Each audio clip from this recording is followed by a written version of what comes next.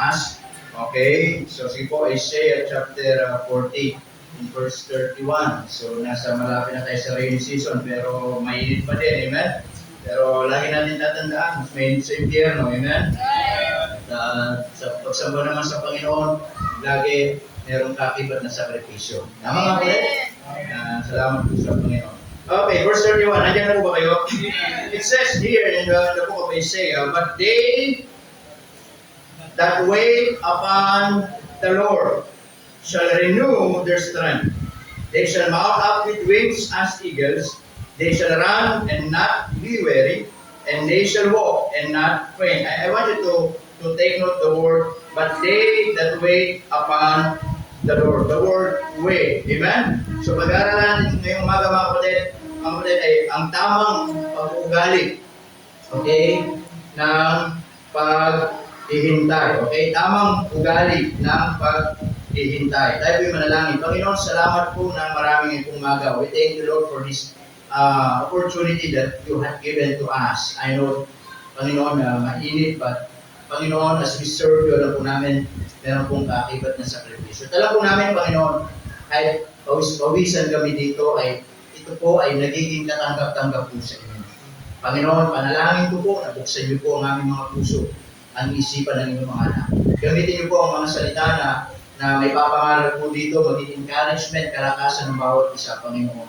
At gamitin niyo lamang po ako na inyong pong lingkod, at anuman na may papahayag sa likuran ng propetong ito, ay maging positibo ang bawat isa, Panginoon, at meron kami pong matutunan. Pagpalain po kami sa sandaling ito, ay pumaitaas sa pangalan ng Jesus. Kami ito po ay pumadalangin. Amen and amen. Please be seated.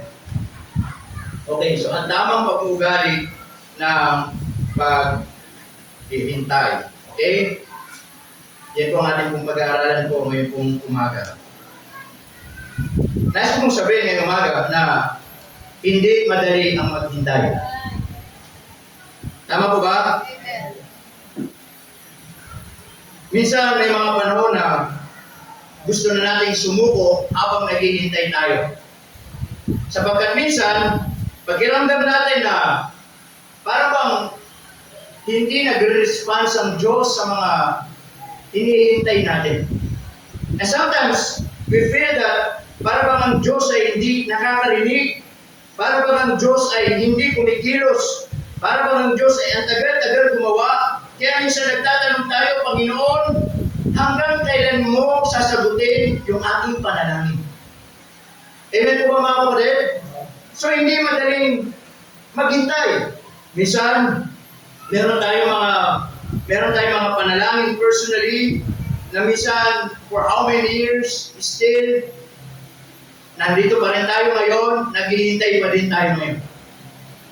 Minsan sa mga career natin, minsan we give our best, we serve the Lord, and then para bang nakikita natin para bang bakit gano'n?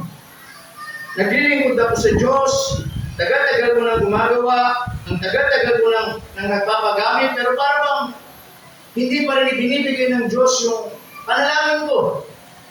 Minsan ang panalangin natin, umayos ang buhay natin, pero para bang hindi pa rin umayos.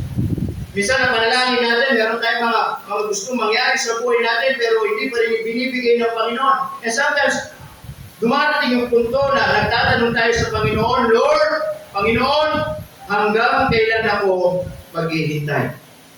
Minsan nagtatanong tayo, hanggang kailan ako maghihintay? Amen po ba? Hindi madaling maghintay. Meron tayong mga bagay sa buhay natin personally na marahil hanggang ngayon naghihintay pa din tayo. Marahil blessing, marahil kasagutan sa mga katanungan natin, marahil kagalingan sa mga karamdaman natin, marahil mga provision sa mga pangangailangan natin, o marahil personally, na meron tayong mga prayer personally sa buhay natin that until now, para ba ang Diyos ay hindi sumasagot. Hindi madaling maghintay. Minsan nagtatanong tayo, Panginoon, hanggang kailan ako maghihintay. Pero tandaan po natin, ang paghihintay ay hindi po yan kaparusahan.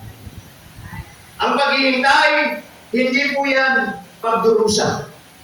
Ang paghihintay, hindi po yan para ipakita ng Diyos sa atin na galit ang Diyos sa atin. Ang paghihintay hindi po isang parusa, mga kapatid. Ito ay isang proseso. Amen? Ito ay isang proseso ng Diyos upang ihanda tayo sa tamang araw. Ihanda tayo sa tamang panahon. Ihanda tayo sa kanyang kalooban. Amen, mga kapatid? Minsan, maraming mga taong hindi makapaghintay. And sometimes, gusto nilang mauna doon sa plano ng Diyos sa kanilang buhay. Amen, mga kapatid? Ngunit, at the end, because they are in a hurry, nagmamadali, inuunahan ang plano ng Diyos. Nakakala nila hindi kumikilos ang Diyos. Nakakala nila hindi sumasagot ang Diyos. That's why umakapang na sila without knowing kung anong mangyayari. And sometimes, akala nila yun na yung tama at gustong mauna sa Panginoon. But at the end thereof, kapahamakan. Amen, mga kapatid? Kaya nais ko pong sabihin ngayong umaga, ulitin ko po, ang paghihintay, hindi po yan parusa. Ang paghihintay, yan ay isang proseso ng Diyos upang ihanda tayo ng Panginoon. Na marahil meron pa rin mga bagay sa buhay natin hanggang ngayon, hinahantay po natin. Na hanggang ngayon, dinadasal pa rin natin sa Panginoon. Nais ko pong sabihin, ang sabi ng Bible, they that wait, just wait, ang sabi ng Panginoon. Amen, mga kapatid? Remember, God is always answering in three ways, mga kapatid. Sometimes yes, sometimes wait, sometimes no. Amen, mga kapatid? Minsan yes, it is a direct answer from God. Sometimes no, it is a denied answer from God. But sometimes wait, it means a delayed answer. Delay means it doesn't mean deny. Delay means meron lang inihahanda ang Diyos sa bawat isa po sa atin. Upang sa ganon, kapag binigay niya yung inihintay natin, binigay niya yung matagal na natin inaantay na panalangin sa Panginoon, tayo po ay handa na. Amen po ba? Tayo po ay ready na. Kaya po, huwag nating uunahan ng Diyos sa buhay natin. Huwag nating uunahan ang plano ng Diyos sa buhay natin. Sapagkat kailanman, kahit mabilis, kahit matagal, kung yan ay plano ng Panginoon, hindi natin yan ikakapahamak. Amen, mga kapatid? Kaya lagi natin pinapaalala, di ba, yung mga kabataan natin, huwag kayo nagmamagaling sa buhay ninyo. May plano ang Diyos sa inyo. Huwag kayong mas magaling sa Panginoon. Huwag kayong mas marunong sa Panginoon. Kahit anong karunungan natin, mas marunong ang Panginoon. Ang sabi nga ni Propeta Isaiah, ang pamamaraan ko ay hindi ninyo pamamaraan. Ang kaisipan ko ay hindi ninyo kaisipan. Amen, mga kapatid? Dahil ang tao inuuna ang kalooban, inuuna ang Diyos kaysa ang kalooban ng Diyos ang masunod sa Kanya, napapahamak.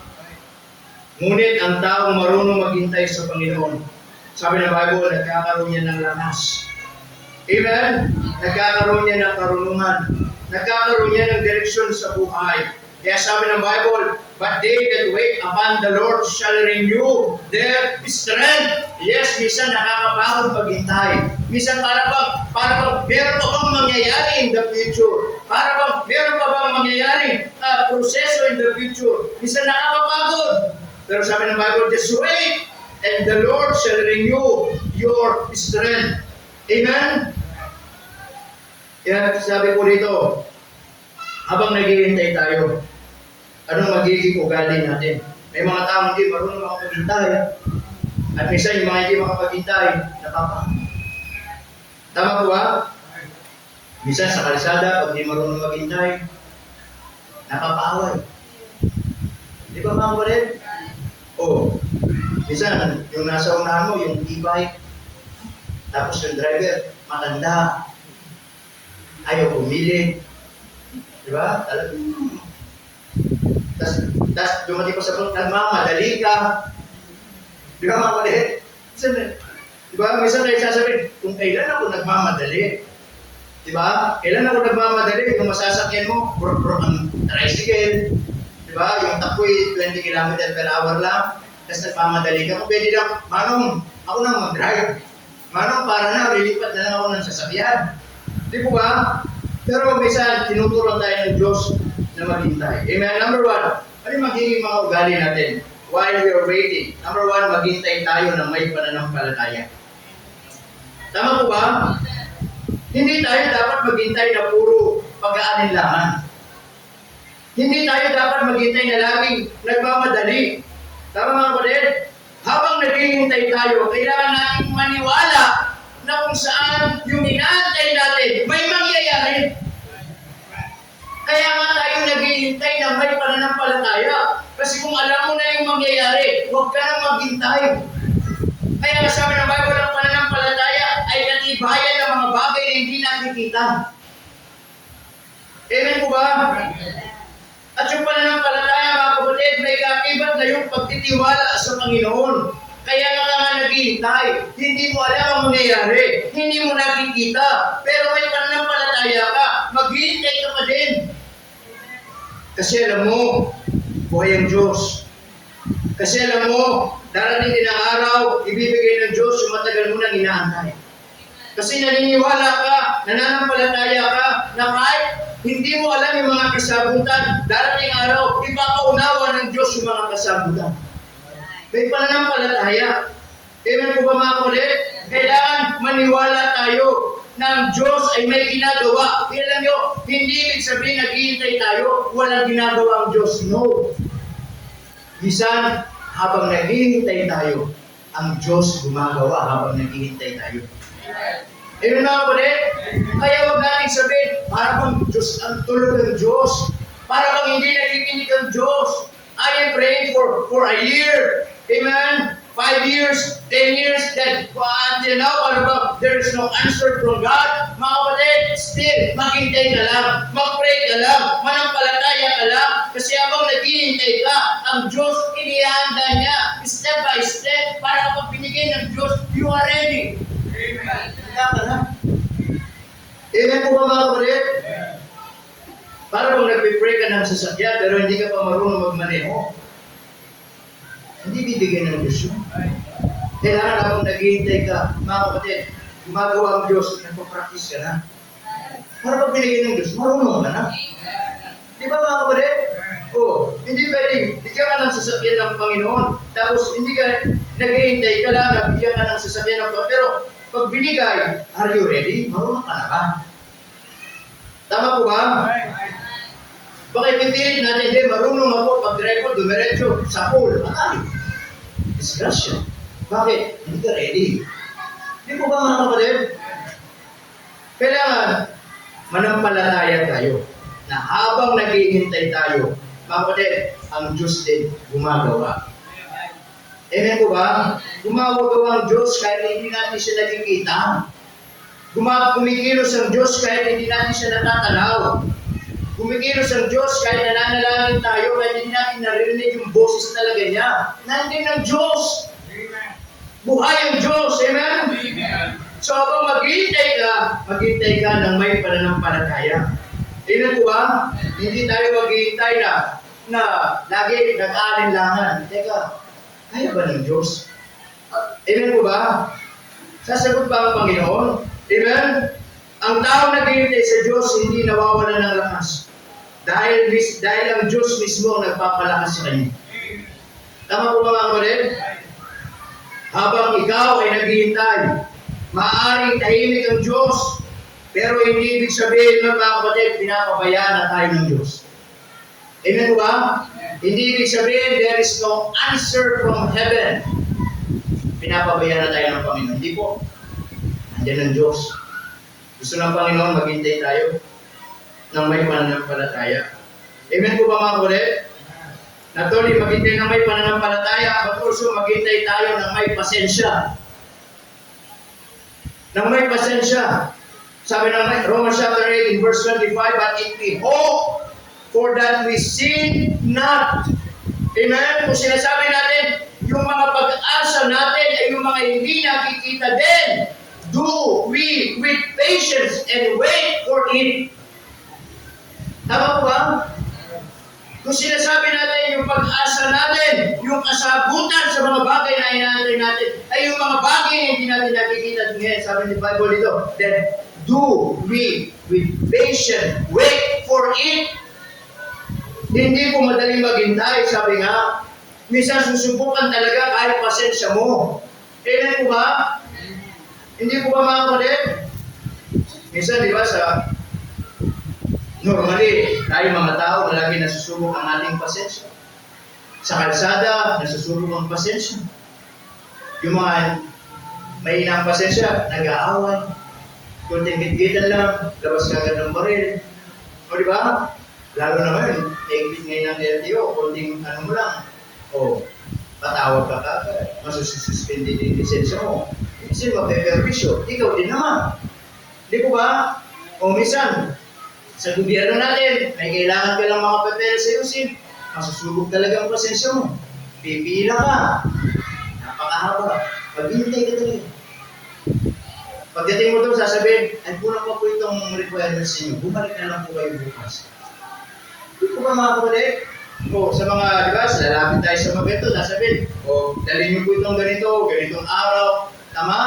Sa hospital pa nga lang eh. Wala pong doktor na pumapasok ng on time. Naniwala kayo. Pag sinabi yung check-up, alas 9, darating yan alas 10. Pag sinabi ng alas 9, sabi ng alas 9, pipila ka na. Para pag dumating ng alas 10, makakabutan. Di po ba? So lahat, lagi masusubok yung ating pasensya. Amen po ba mga kapatid? So hindi madaling maghintay. Masusubok talaga yung pasensya mo. Ang tunay na pananampalataya ay marunong maghintay ng may pagtitiis. Amen? Madaling maghintay. Mga kapatid, kung mabilis ang sagot. Tama? Kung mabilis ang sagot, madaling maghintay. Pero ang tunay na test, ang tunay na pagsubok ng isang ugali o ng karakter ay kapag matagal na, pero nananatili ka pa rin tapat. Amen mga kapatid?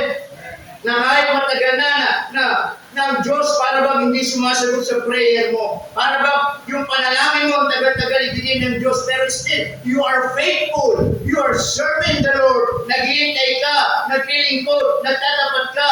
Hindi mo kini-question ng Diyos. Then, yun ang tunay na pagtatapat. Yun ang tunay na paghihintay na may pasensya. Amen po mga kapatid? May mga taong nung una, even sa church, mga kapatid, malakas, masipag sa gawain ng Panginoon. Pero, because they are impatient, amen? Na para bang may mga bagay na matagal na inaantay po nila, unti-unti, nangihina sa pananampalataya. Kaya minsan, tumitigil. Kasi tingin nila, parang wala naman nangyayari. Parang tagal-tagal mo nang nagsisimba, ganito pa din naman. Tagal-tagal ko nang inaantay, ganito din, hanggang ngayon, ganito pa din naman. Minsan, nawawala na sila ng patience. Hindi na nagtatapat, hindi na naglilingkod, hindi na nagpapagamit. Ang kapatid, hindi yun ang klase ng tunay na paghihintay. Amen po ba? Tama po ba? Amen? Kaya mga kapatid, huwag nating hayaan na ang tagal ng proseso ay siyang papatay sa ating paglilingkod. Siyang papatay sa ating kung pananampalataya. Amen mga kapatid? Na huwag natin sasabihin na, bakit ngayon, ang tagal-tagal na, wala pa rin. Para bang, hindi na yata tama itong ginagawa ko. Kailangan na yata lumipat ng ibang church. Hindi na magpatuloy, hindi na maglingkod mga kapatid. Tandaan ninyo, ang Diyos gumagawa pa din. Amen po ba? Minsan sa paghihintay, may pasensya. Sa pag-ibig, may pasensya. Amen mga kapatid? Tama po ba? Kaya lagi na sinasabi, di ba, sa mga young people, ang hindi makapaghintay ay hindi pag-ibig yan. Dahil ang tunay na pag-ibig, marunong maghintay. Tama po ba?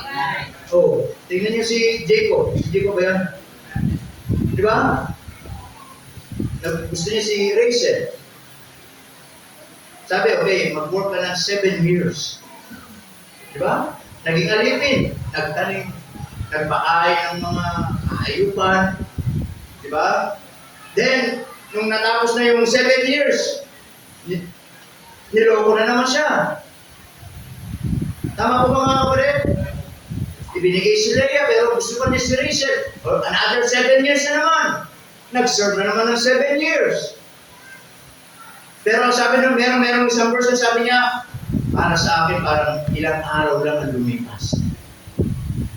Tama, yun ang tunay na pag-ibig. Amen? Kaya, lagi, di ba? Kaya mga kabataan, lagi, kahit magsawa, kayong kakarinig ito sa akin. Kaya namamadali sa buhay. Merong proseso ginagawa ang Diyos sa buhay ninyo. Sa tamang araw. Amen? Baka nire-ready ng Diyos yung dream one ninyo, yung TDH. Diba? Amen mga kapatid? O parang siguro, diba? TDH. Tall. Dark. Hello. Saan ba yun? Alam ko, hello lang. Diba? O, baka yung bibigyan ng Diyos sa inyo, yung pointed. Nagmamadali kayo. Bibigyan, ang nakuha ninyo, disappointed. Tama diba? Amen mga kapatid? O, dalawa lang naman yung klase ng ilong, diba? Pointed, tsaka disappointed. Amen? So, huwag tayo nagmamadali. Tama po ba? Di ba, lagi nating tandaan yung mensahe last na Sunday. Bakit? Sabi doon, bakit hindi pa dapat pumasok sa pagkikipagrelasyon ng isang estudyante? Di ba? Mag-aasawa na ba kayo? Mag-aaral? Mag-aaral na kayo. May papakaya na ba kayo? Asa pa naman kayo sa magulang nyo. Mag-aaral na kayo.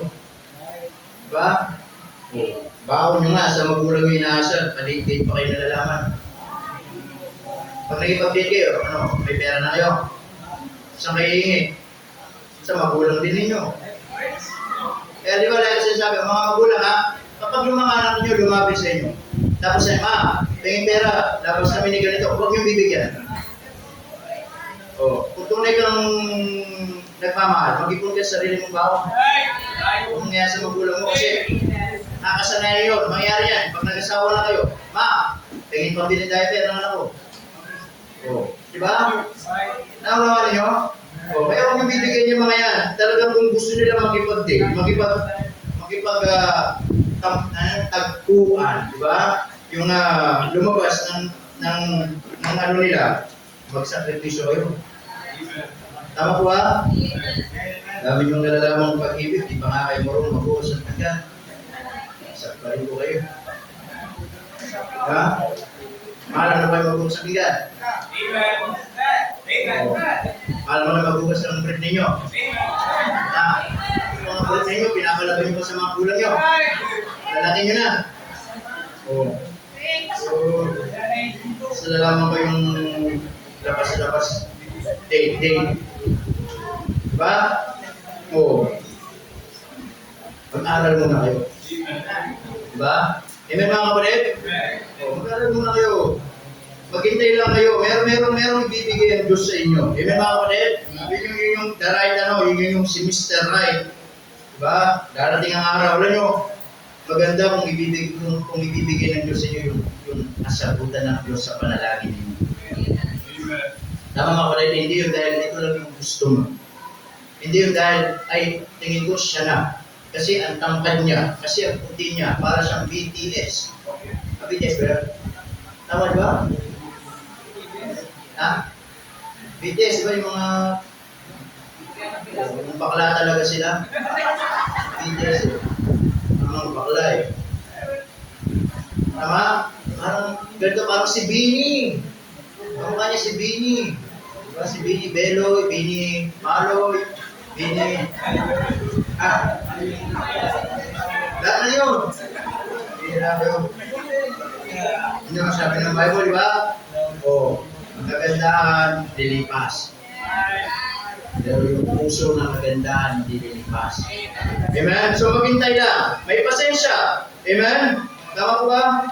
So lagi may pasensya. Number 3. Hindi lang maghintay ng may pasensya. Number 3, mga kapatid, maghintay, listen to this, na may tiwala sa plano ng Diyos. Tama po ba? Kaya di ba sabi ng Bible in Ecclesiastes chapter 3 verse 11, He had made everything beautiful in His time. Tama? Dahil sa oras ng Diyos, walang kalugihan. Sa oras ng Diyos, walang pagsisisi. Sa oras ng Diyos, walang pangihinayang. Sa oras ng Diyos, walang masama. Dahil sa oras ng Diyos, yun ang kanyang kalooban. Amen mga kapatid? Kaya pag naghihintay ka, magtiwala ka kung ano yung plano ng Diyos sa buhay mo. Tama? Kaya nga po, hindi laging no ang sagot ng Diyos. Minsan ang sagot ng Diyos, wait. Tama? At kapag sinabi ng Diyos na maghintay, may dahilan yun. Tama? May dahilan yun kung bakit sinabi ng Diyos.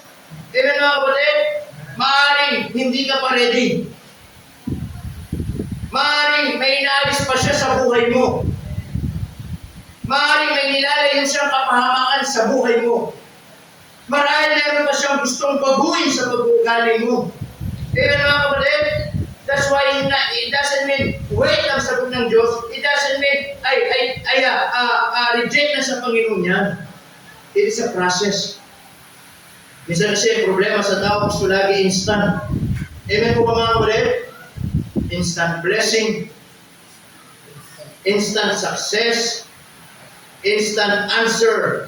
Amen? Na kapag hiningi, bigla, nandyan na. Minsan, hindi po lagi ganun ang buhay pananampalataya. Amen po ba mga kapatid?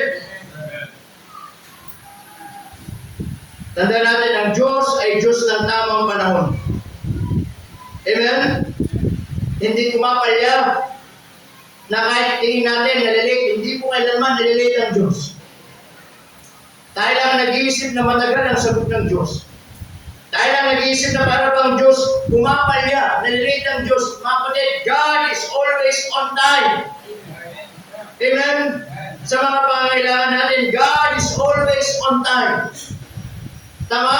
Sa personal buhay natin, God is always on time. Hindi nalilate ang Diyos sa buhay natin. Amen?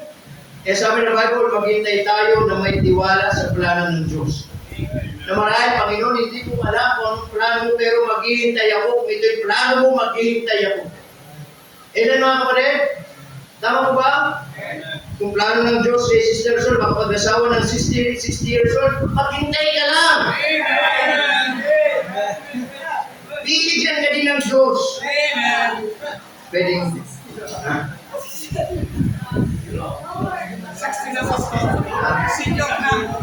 At senior, di ba? Kung magpapagamot, may discount. Kung mamamasay, may discount. Di ba blessing yun eh? Kami nga, walang discount eh. Di ba ba? Papacheck up, may discount. Lahat may discount. Mag-grocery, may discount. Mag-Jollibee, may discount. Saan pa ba? You should do it. Amen po ba mga kapatid? Maghintay. Meron nga kaming kasama dati sa Binyan. Sila di ba? Si Tatay Joe. Taga-Malaban din. Tatay Joe. Nakapag-asawa ng Canadian. Yung Canadian, namatay na yung asawa niya sa Canada. Then dumating dyan. Uy, nagustuhan si Tatay Joe. Sabi niya, I will come again and then we will get married. Bumalik. Uy, nagpakasal. Nung tayo niya si Tatay Joe, 64, 63 ko. So, ngayon, nasa Canada na. Nasa Canada ngayon. Kung nasa 70 na. Pero, yun yung plano ng Diyos sa kanya. Yung paikay ka maglakad yun eh, putol kasi daliri sa paano eh. Oo, si Tatay Joe. Yun yung nagpapatili sa cardon sa Binyan. Tapos ay, blessing lang. Kasi kung hindi nakapag-asawa ng Canadian yun, nandito pa din yun, patay na yun. Kasi ilang beses na opera ng puso yun. Edo, ilang beses na yung puso na bypass, na opera, dahil may pera yung babae, buhay pa rin ang gawin. Pero, at least, nakapag-asawa pa. Huwag kang mawala ng pag-asa. So lang, 63 yun eh. Diba si Abraham nga, diba, nagkaanak din sila ng matagal. O, kung mawala ng pag-asa, maghintay ka lang sa plano ng Diyos. Diba? Huwag ka na lang choosy kung nabibigyan ng pangalan. Malay mo, paikay ka, kaya malabo ng mata, bingi, maaaring ng pandinig, mahina ng pandinig, kaya lang choosy. Tanggapin mo na. Ha? Okay? Sabi diyan, maghintay na may tiwala sa plano ng Diyos. Mga kapatid, just reminders po sa atin. Habang naghihintay tayo, magtiwala tayo sa plano ng Panginoon. Amen po ba mga kapatid? Maghintay tayo kasi hindi nalilita ang Panginoon. It is always on time. Amen? Then lastly, mga kapatid, maghintay habang naglilingkod. Amen. Ito yung sinasabi kanina. Sabi ng Bible in Psalms 27:14, wait on the Lord, be of good courage, and He shall strengthen thine heart. Wait, I say, on the Lord. Amen? Habang naghihintay tayo, huwag tayong maging tamad. Habang naghihintay tayo, huwag tayong mawalan ng gana sa gawain ng Diyos. Habang naghihintay tayo, lalo tayo magpursigi, lalo tayo magpagamit, lalo tayo maglingkod sa Panginoon habang naghihintay. Amen mga kapatid? Ibig sabihin, habang inaantay natin, mga kapatid, ang Panginoon sa kanyang pagbabalik, yung mga kasagutan ng Diyos sa mga prayers natin, habang naghihintay tayo, nais din naman ng Diyos, may ginagawa tayo. Tama po ba?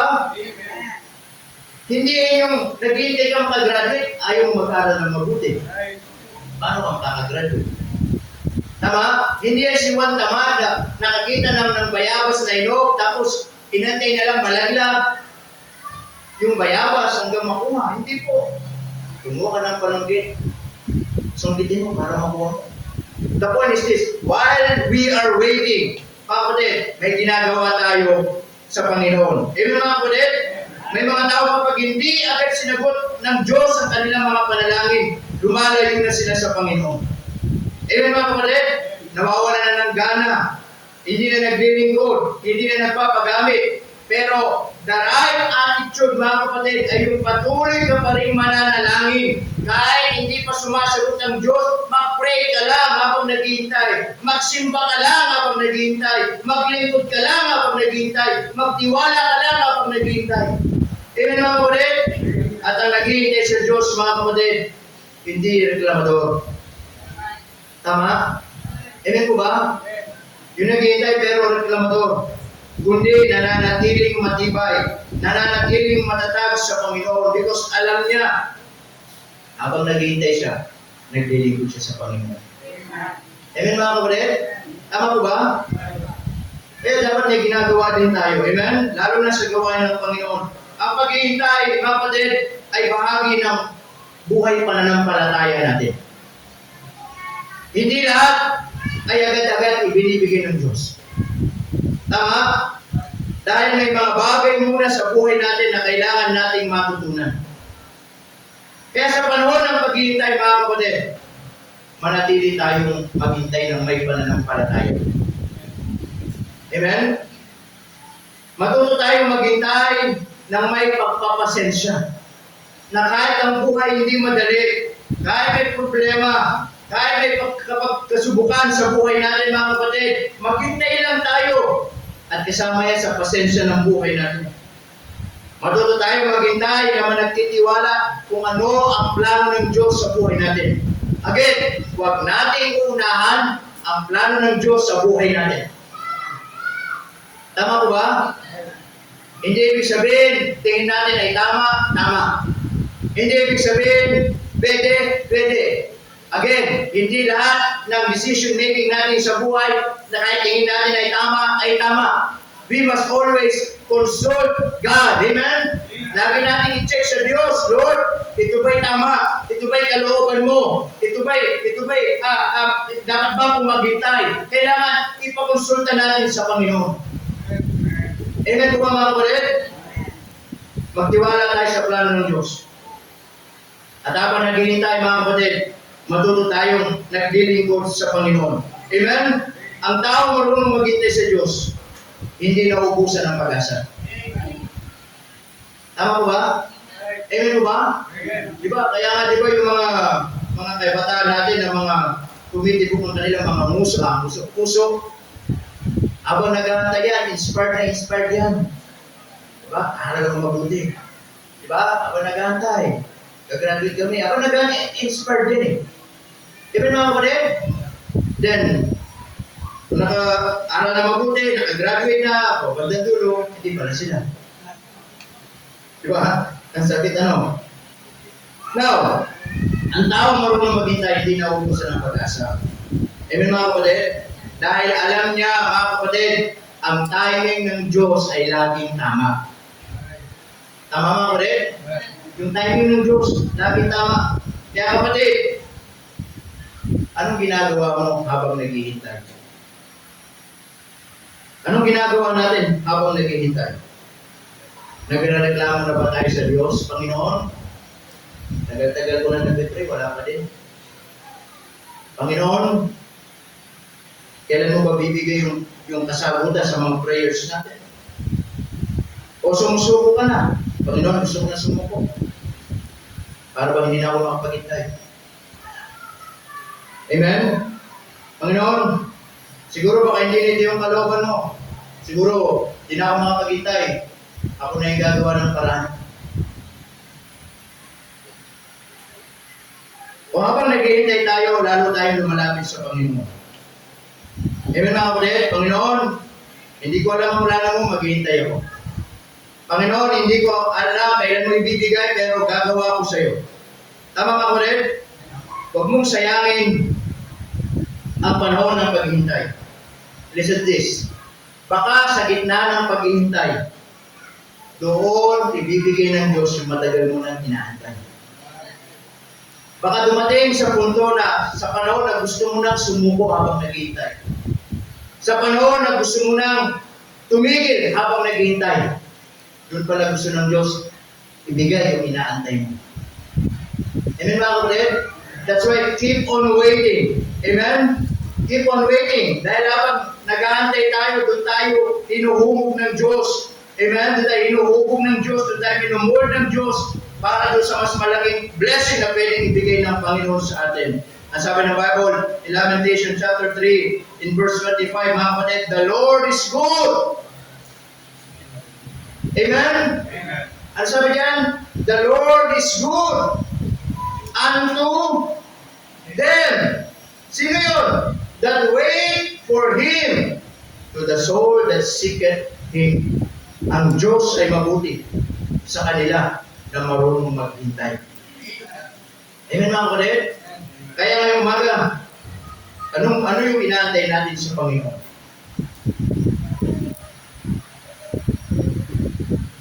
Gusto mo na bang sumuko? Gusto mo na tumigil? But the Word of God challenges us this morning, keep on waiting. Maghintay ka lang. Maghintay ka lang. Amen?